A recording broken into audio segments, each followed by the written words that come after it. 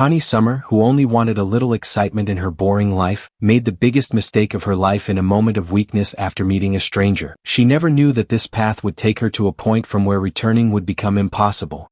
At the beginning of the movie, a beautiful house is shown. Here we meet Connie, who lives with her husband Edward. They have an 8-year-old son named Charlie. The three of them seem to be a very happy family. But after Edward and Charlie leave, Connie starts feeling bored with her life. After some time, Connie goes shopping in the city. She needs to buy things for Charlie's upcoming birthday. After shopping, when she comes out of the store, the weather becomes very bad. Strong winds are blowing, and Connie has bags in both her hands, making it difficult for her to walk. She slowly moves forward. On the same street, a young man is walking while carrying many books. Connie accidentally bumps into him and both of them fall down. Connie injures her leg. She gets up and tries to stop a taxi, but no taxi stops. After walking some distance, she sits down. The same young man comes there. Connie asks him to help stop a taxi. He tries, but the taxi driver does not stop. Seeing her injury, he tells her that she should treat the wound first. He explains that he lives in the same apartment building and that she can come with him. Connie agrees. When she enters the apartment, she notices books everywhere. She asks the young man if he is a writer, but he says he is a book dealer. Connie goes to the bathroom and cleans her wound. After returning, she says she needs to call her home and explain why she is late. While she is talking on the phone, the young man looks at her legs visible from her skirt. After some time, he comes closer and puts ice on her injury. Connie feels uncomfortable. To clear his misunderstanding, Connie tells him that she was talking to her son, who will turn 8 years old in a few days. The young man does not mind and introduces himself as Paul. He says that he will also turn 28 years old in a few days. Before Connie leaves, Paul gives her a book to take with her. While Connie is looking at the book, Paul tries to get closer to her, but Connie leaves. At night, Connie tells Edward everything. Edward says they should send Paul a bottle of wine as a thank you gift for helping her. Edward and Connie spend a romantic moment together. Edward records Connie with a camera. But when they are getting closer, Charlie suddenly calls them. Edward starts laughing and says he will go check on him. Because of their child, Connie's personal needs are not being fulfilled properly. The next day at work, Connie calls Paul to thank him. But Paul, who is looking for a reason to meet her again, invites her to his apartment. Connie agrees. When she reaches his place, Paul touches her while helping remove her coat. He starts flirting with her. A close moment happens between them when he takes her hand and moves it over a braille book. Connie becomes uncomfortable again and leaves. Feeling guilty, Connie buys a gift for Edward and goes to his office. Edward asks what she did the whole day and who she met. She lies and says she met his friend Bob. At that moment, Edward receives a call and becomes upset because of a problem. Connie leaves feeling disappointed. At night after dinner, Edward notices that Connie seems lost in her thoughts. He finds it strange but does not say anything. Connie is actually thinking about Paul. The next day she goes to meet Paul again. They spend time together and dance. But when Paul tries to kiss her, Connie pulls away. She tells him that she is married and cannot do this, then leaves. But now her feelings and desires have started taking over her thoughts. She comes back. Paul pulls her closer and they become physically involved. While returning home by train, Connie feels overwhelmed. She keeps thinking about what happened. She remembers the way Paul touched her and how strongly she reacted. She feels shocked because she cannot understand why she did something like this with a stranger. But at the same time, she feels excited because it was not just attraction. It was an emotional experience that she had been hiding deep inside for a long time. That same day,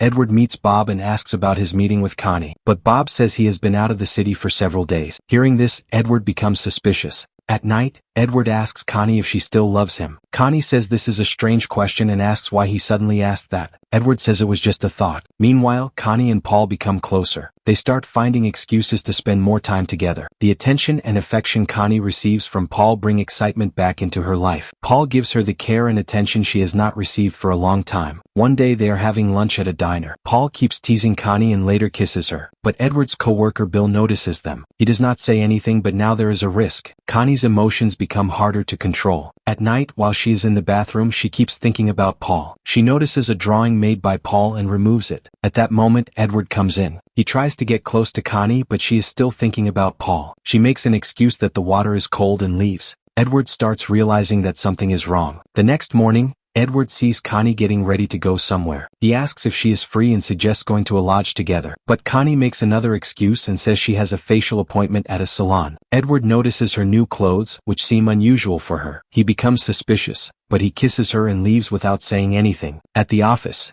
Edward calls the salon to confirm her appointment. When he finds out that there is no appointment under Connie's name, he realizes that something is happening.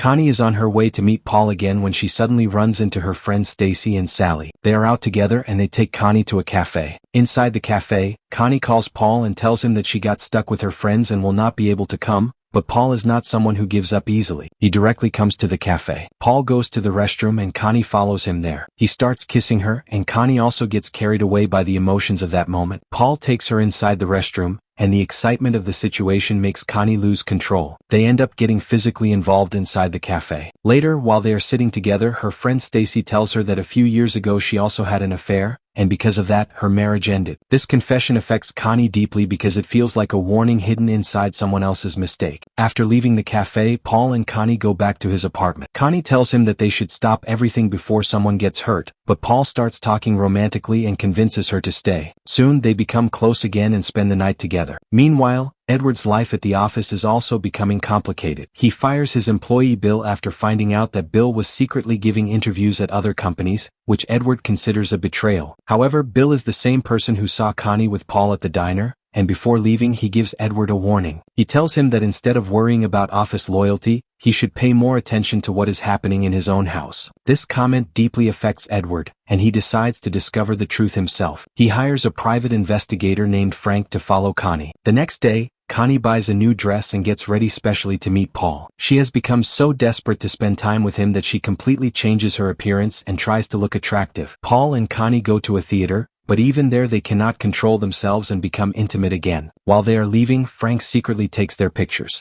After that, they return to Paul's apartment, where Connie falls asleep because she is exhausted. When she wakes up, she realizes it is already very late. She was supposed to pick up her son Charlie from school, but she had become so lost in her relationship with Paul that she completely forgot about him. She quickly goes to pick up her son, but after returning home, guilt overwhelms her and she starts crying because she realizes how much she has neglected her family. Meanwhile, Frank shows Edward the pictures of Connie and Paul. After seeing them, all his doubts disappear. Edward is completely broken because the woman he trusted and the life he thought was secure suddenly feel like they are falling apart. At the same time, Connie also decides that she wants to end everything with Paul. She goes to meet him and is ready to tell him that their relationship must stop, but on the way she sees something that hurts her even more. Paul is with another woman. Connie follows them and sees Paul acting romantically with that woman. She confronts him, becomes angry, and starts arguing with him. Paul takes her away from there, and inside the elevator Connie asks him how many other women he is seeing. Paul tries to explain that the woman is only a friend, but Connie does not believe him. Her anger is clear, and she tells him that everything is over before pushing him away and leaving. However, Paul refuses to let her go. He follows her and grabs her. Connie tries to push him away and repeatedly asks him to stop, but the situation becomes dark and complicated. Paul crosses a line and Connie becomes trapped between her feelings, confusion, and attraction toward him. Eventually, she gives in once again and they become physically involved. Later, Edward goes to Paul's apartment to confront him. He asks why Paul is destroying the life of a married woman and reminds him that Connie has a family and a son. Paul calmly says that he already knows everything and that Connie likes him. While looking around the apartment, Edward notices Paul's bed and then sees a snow globe lying there. It is the same snow globe he once gave Connie. For Edward, that object was a symbol of their love, their family, and the life they built together. Seeing it in Paul's apartment completely breaks him because it feels like Paul has taken away everything important from him. Filled with anger, Edward grabs the snow globe and attacks Paul with it. The injury becomes fatal and Paul falls to the ground and dies. After realizing what he has done,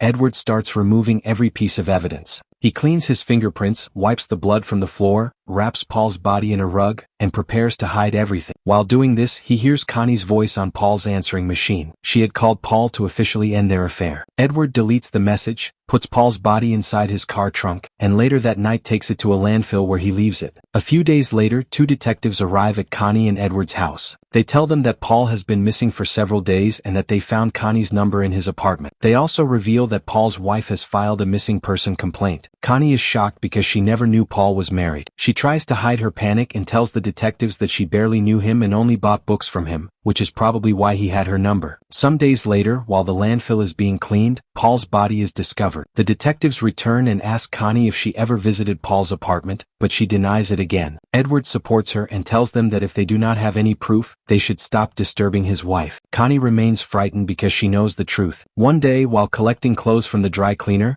Connie finds pictures of herself and Paul hidden inside Edward's jacket pocket. At that moment, she realizes Edward knew everything from the beginning. That night, during a party, her friend asks about the snow globe. The same snow globe Edward used to kill Paul is now placed back on the shelf. Connie looks at it in shock and then looks at Edward. Edward no longer tries to hide anything, and both of them silently understand the truth. After everyone leaves, Connie confronts Edward. He finally admits that he knew from the very first day that she was cheating on him. He tells her how hard he worked to give her and Charlie a beautiful life, a comfortable home, stability and security, but she destroyed everything they had built. His words reveal the pain he has been carrying. Edward then admits that when he discovered the affair, he was so hurt and angry that he wanted to kill not Paul, but Connie herself. Hearing this leaves Connie completely shocked. The next few days pass in silence, but then Connie discovers that the snow globe has a hidden compartment. Inside, she finds an old picture of herself, Edward, and baby Charlie, along with a handwritten note that says, "For my beautiful wife, the best part of every day of my life." The message touches Connie deeply because it reminds her of the Edward she knew before everything went wrong. She decides to destroy all the evidence and burns the pictures connected to Paul. When Edward arrives, he tells Connie that he will surrender himself to the police because he is ready to face the consequences of what he did. But Connie stops him because she does not want their family to end this way. They decide to try saving their marriage and rebuilding their life together. From the outside, everything appears normal again. While dancing together, they both cry and kiss, knowing the pain and secrets they are carrying inside. Later, one evening they are driving home together. Edward stops the car at a red light, and Connie says they should leave everything behind,